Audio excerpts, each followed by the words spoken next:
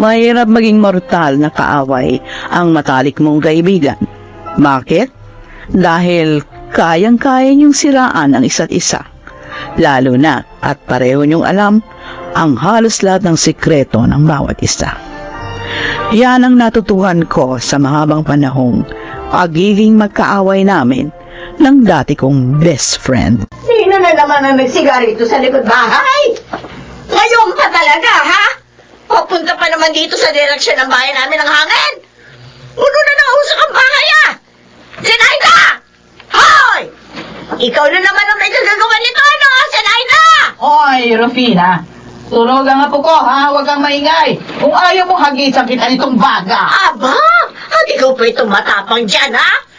Kung hindi ka nagsigarito, tahimik sana tayo! At anong gusto mo? Itambak ko na itambak ang mga basura namin dito? Hanggang sa maging parang payatas na itong bakuran ko? Di sana sinindihan mo na rin yung sarili mo! Kasi basura ka rin naman! Ah, ganon. Ma! Ma! Ay, nako! Hintayin mo ako dyan at tatawid ako dyan! O sige, tumawid ka nang maisama kita rito sa mga sinusunog kong basura. Total, plastic ka! Ma!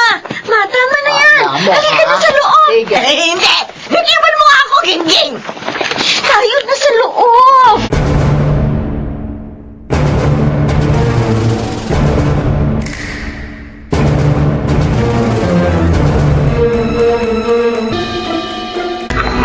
Hindi ba kayo nagsasawang dalawa? May walang araw na hindi kayo nagraratratang gamit ang mga bunganga nyo. Nakakahiya na. Anong gusto mo? Tumahimik ako habang nagsasalita ng kung ano-ano ang matandang hukluba na yon? Ang gusto ko sana mangyari, magkaroon naman kayo ng ceasefire. Nakakapagod na kayong dalawa. Ilang dekada na kaming ganito ni Rufina. Dapat masanay ka na sa amin. Huwag yung puro ka reklamo. Wala ba kayong plano magkaayos? Talaga bang hanggang sa kamatayan, dadalhin niyo ang galit niyo sa isa't isa?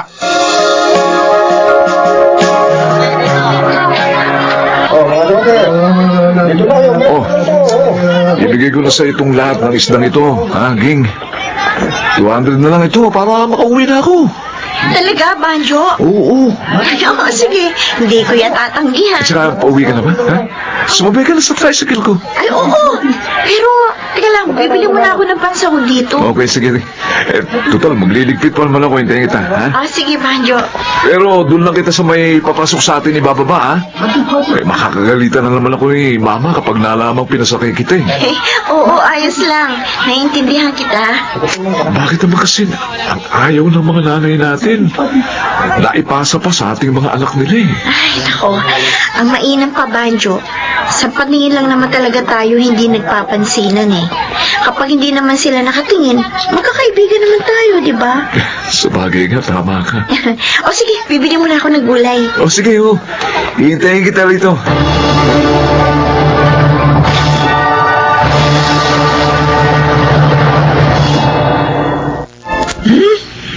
Kala mo kung sinong umasta. Jologs naman. Oo. Ang mata mo na naman, Zenaida. Ano? Kung tanawin mo si Rufina, talo mo pa ang giraffe. Umahaba masyado yung leg mo. May spring ba yan? Ay, Nardo, huwag mo akong asarin dyan na baka may tamaan ka sa akin. Ay, naka. 2 dekada ng patay si Menandro. Yung lalaking pinag-awayan nyo. Pero hanggang ngayon, hindi pa rin kayo nakaka-move on. Hindi namin siya pinag-awayan. Inagaw siya sa akin ni Rufina. Oh, kung hindi niya inagaw sa iyo si Menandro, di balo ka na sana ngayon. Ay, hindi siya mamamatay ng maaga kung ako ang napangasawa niya. Uy. Baka nakakalimutan mong asawa mo ang kaharap mo. O bakit? Alam mo namang pinakasal lang kita dahil ikaw yung may gusto sa akin hindi naman ako. Kung hindi ako napangasawa mo, wala ka sana mga anak na gwapo at magaganda. Oo. Ang ibig ko lang naman sabihin, matatanda na tayo. Matatanda na kayo. Baka nga may sumunod na sa inyo kay Menandro. Ay, hindi ako yun, ha? Mabuti pa, magbati na kayo ni... Ano? Yan ang kaibigan mo. Napakarami niyang inagaw sa akin. At nga yung pagiging suba cum laude nung college, dapat sa akin yun.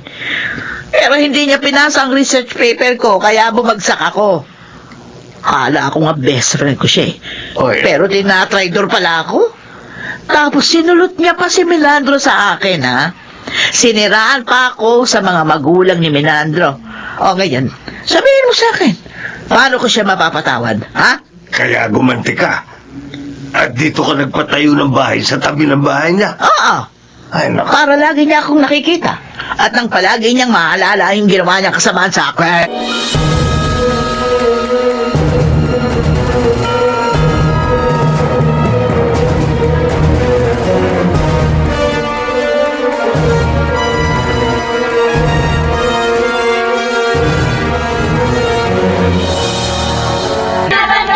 Oh, isang piling na lang itong saging. Bilhin nyo na. Akin na ito! Oh. Akin! Ano ba ito? Nag-aagaw Ano ako. nakahawak dito? Anong ikaw? Tingnan mo nga, dalawang kamay ko nakahawak sa saging. Oh, Rufina, Sanaida, bitiwan nyo saging malalabog din. Baka hindi ko na yan maibenta. Bibilin ko ito. Ako ang bibili nito. Kano ba ito, Ente? 180 yan. Malalaki yan. Oo, ito, ayan, 200 yan. Keep the change. Hindi, Ente. 220. Ako na ang bibili Hindi, nito. Ente, ito, 250. Natagdagan ko na 50. Sa akin na ito. Ano ba kayong dalawa? Ano? Kung gusto nyo, pareho ng saging na yan. Teka ha, kakatiin na lang natin yan. Ayoko!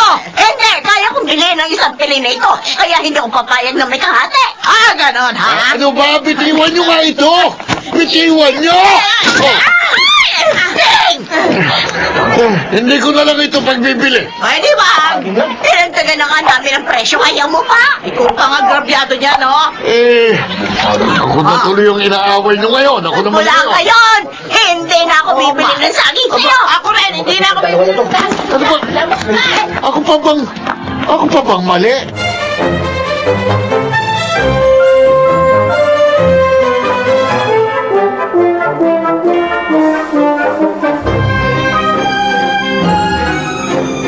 Ay, nako! Sarap naman ang hangin dito sa bakura namin. Ay, nako, mga halaman ko, didiligan ko kayo para presko kayo.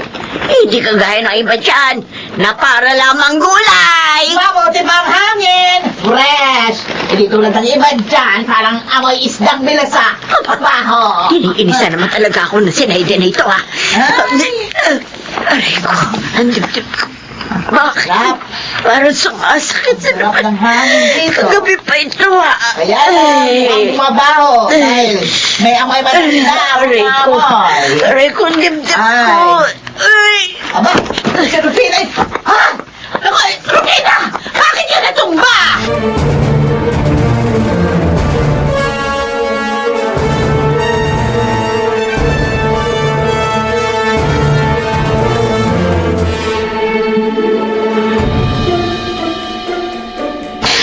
Ma! Gingging, anong sabi ng doktor? Auntie Zen, cardiac arrest daw. Kanina pa siya nire-revive. Atake? Sa puso? Opo. Ilang araw na nagre-reklamo si Mama na masakit ang dibdib niya. Akala ko nga kung ano lang eh. Diyos ko. Auntie, salamat po pala kasi inagapan niyo siya kanina. Kung hindi kayo humingi ng tulong, baka hindi ka agad siya naisugo dito sa ospital. Inagulat nga ako nang bigla siyang bumagsak eh. Diyos ko, sana makasurvive si Mama. Oo, ay, magdasal natin siya. Halika, magdasal tayo.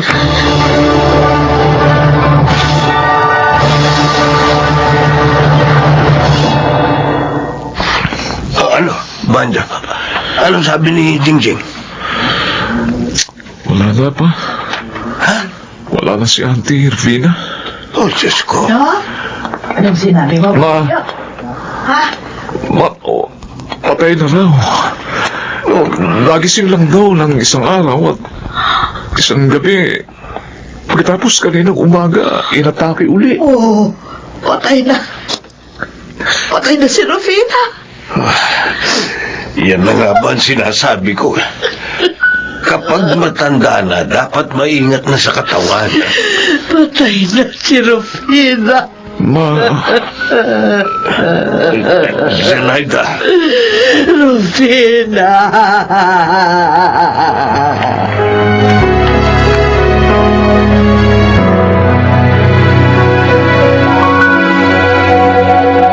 Salamat sa pagpunta, Auntie Sen.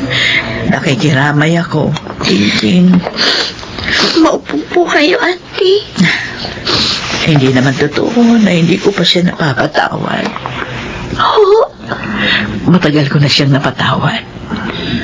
Kaya nga, nakaya kong tumira malapit sa kanya. Kaya lang, sa lahat ng mga nangyari, talagang hindi naman kayang bumalik pa sa dati.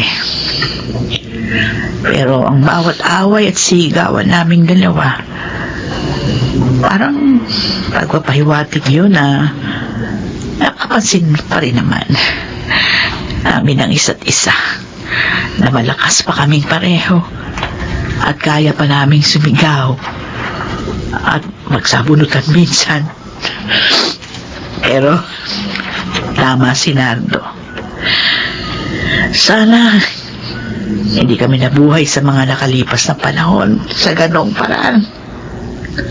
Sana mas naging mapagpakumbaba kami sa bawat isa. Ganun din naman po si Mama. Isang beses, nung bumabagyo, sinisilip niya po ang bahay ninyo. Tapos sabi niya, mukhang magigiba na raw ang bahay niyo. Mabuti raw ang bahay namin matatag. Pero alam ko, paraan niya yun para tingnan kung safe pa ba kayo.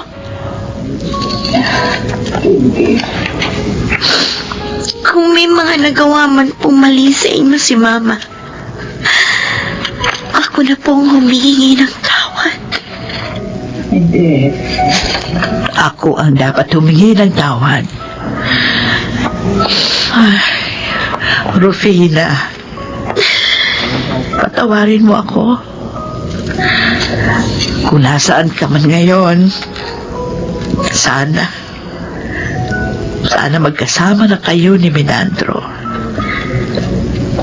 Dahil alam ko, nagiging masaya ka kapag kasama mo ang kaisa-isang taong iyong minahal.